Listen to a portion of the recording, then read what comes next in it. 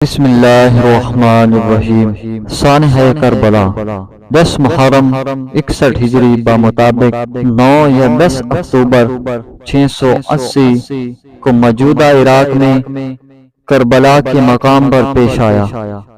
یزید کی بھیجی گئی افواج نے حضرت محمد صلی اللہ علیہ وآلہ وسلم کے نواسے حضرت حسین رضی اللہ تعالیٰ عنہ اور ان کے اہل خانہ کو شہید کیا۔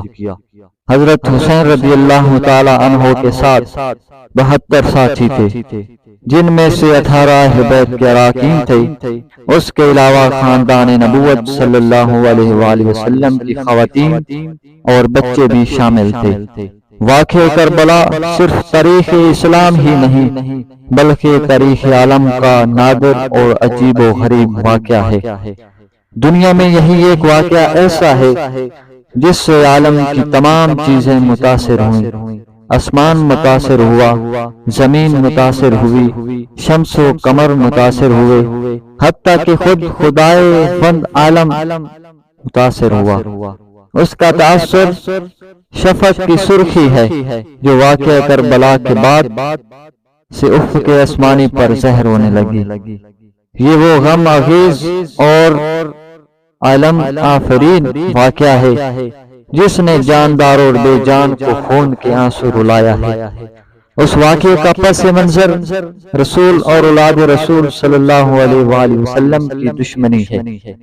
بدر واحد، خندق و خیبر میں قتل ہونے والے کفار کی اولاد نے ظاہری طور پر اسلام قبول کر کے اپنے آباء و اجداد کا بدلہ حضرت رسول کریم صلی اللہ علیہ وآلہ وسلم اور حضرت امیر المومنین کی اولاد سے بدلہ لینے کے جذبات اسلامی کافروں کے دلوں میں عہد رسول ہی سے کروٹیں لے رہے تھے، لیکن عدم اقتدار کی وجہ سے کچھ بن نہ آتی تھی۔ کریم علیہ السلام کے انتقال کے بعد 38 ہجری میں امیر المومنین برسر اقتدار آئے۔ ان لوگوں کو مقابلہ کا موقع ملا جو انہوں نے حکومت کو دانتوں سے تھام کر بالآخر وقت آیا جب یزید خلیفہ بن گیا۔ حضرت علی رضی اللہ عنہ اور حضرت امام حسین شہید کیے جا چکے تھے۔ یزید کے زمانہ میں امام حسین سے بدلہ لینے کا موقع تھا۔ یزید نے خلافت منصوبہ پر قبضہ کرنے کے بعد امام حسین رضی اللہ عنہ کے قتل کا منصوبہ تیار کیا۔ ایسے حالات پیدا کیے گئے کہ حضرت امام حسین رضی اللہ تعالیٰ عنہ کربلا میں آ پہنچے۔ یزید نے بر روایت 80,000 فوج بھجوا کر امام حسین کو 18 بنی ہاشم اور 72 اصحاب سمیت چند گھنٹوں میں موت کی گھاٹ اتار دی۔ حضرت امام حسین رضی اللہ عنہ 28 رجب 60 کو مدینہ سے روانہ ہو کر 10 محرم الحرام کو رسول کریم صلی اللہ علیہ وسلم کی خدمت میں پہنچ گئے۔ ظالموں نے 7 محرم الحرام سے پانی بند کر دیا۔ 10ویں محرم کو نہایت بے دردی سے تمام لوگوں کو شہید کر ڈالا۔ کربلا کا یہ واقعہ تاریخ اسلام کا بڑا افسوسناک حادثہ تھا۔ اس واقعے کی خبر اللہ نے حضور علیہ السلام کو کر دی تھی۔ چنانچہ روایت میں آتا ہے کہ حضور علیہ السلام نے اپنی زوجہ حضرت ام سلمہ رضی اللہ عنہا کو ایک شیشی میں کچھ مٹی دے کر فرمایا تھا کہ یہ اس جگہ کی مٹی ہے جہاں میرے نواسے کو شہید کیا جائے گا۔ جب وہ شہید ہوگا تو یہ مٹی خون کی طرح سرخ ہو جائے گی۔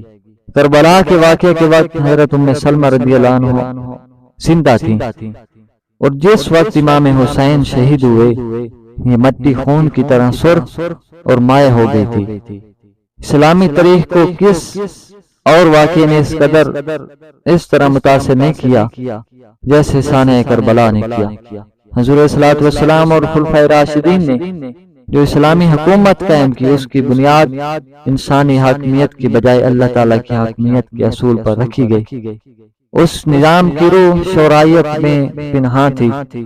اسلامی تعلیمات کا بنیادی مقصد بنی نوع انسان کو شخصی غلامی سے نکال کر خدا پرستی، حریت فکر، انسان دوستی، مساوات، اخوت و محبت کا درس دینا تھا۔ خلفائے راشدین کے دور تک اسلامی حکومت کی حیثیت برقرار رہی۔ اسلامی تعلیمات کا بنیادی مقصد بنی نوع انسان کو شخصی غلامی سے نکال کر خدا پرستی، حریت فکر، انسان دوستی، مساوات اور اخوت و محبت کا درس دینا تھا۔ خلفائے راشدین کے دور تک اسلامی حکومت کی حیثیت برقرار رہی۔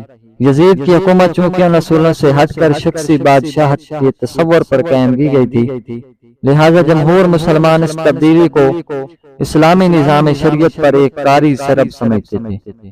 اس لیے امام حسین محض ان اسلامی اصولوں اور قدروں کی بقا و بحالی کے لیے میدان عمل میں اترے۔ راہ حق پر چلنے والوں پر جو کچھ میدان کربلا میں گزری، وہ جور جفا، برحمی اور استبداد کی بدترین مثال ہے۔ نواسۂ رسول صلی اللہ علیہ وآلہ وسلم کو میدان کربلا میں بھوکا پیاسا رکھ کر جس بے دردی سے قتل کر کے ان کے جسم اور سر کی بے حرمتی کی گئی، اخلاقی لحاظ سے بھی تاریخ اسلام میں اولین اور بدترین مثال ہے۔ یہاں یہ نقطہ قابل غور ہے کہ جب شخصی اور ذاتی مصالحے ملی اخلاقی اور مذہبی مسلطوں پر حاوی ہو جاتے ہیں تو انسان درندگی کی بدترین مثالیں بھی پیش کرنے پر قادر ہے، اور ایسی مثالوں سے تو یورپ کی ساری تاریخ بھری پڑی ہے۔ سانحہ کربلا تاریخ اسلام کا ایک شاندار اور زیریں باب ہے۔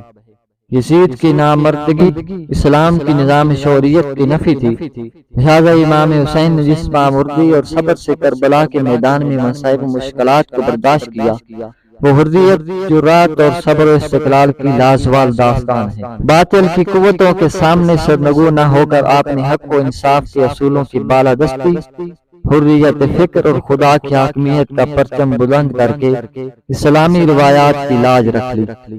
امام حسین کا یہ اثار اور قربانی تاریخ اسلام کا ایک ایسا درخشندہ باب ہے جو راہ روان، منزل شوق و محبت اور حریت پسندوں کے لیے ایک اعلیٰ ترین نمونہ ہے۔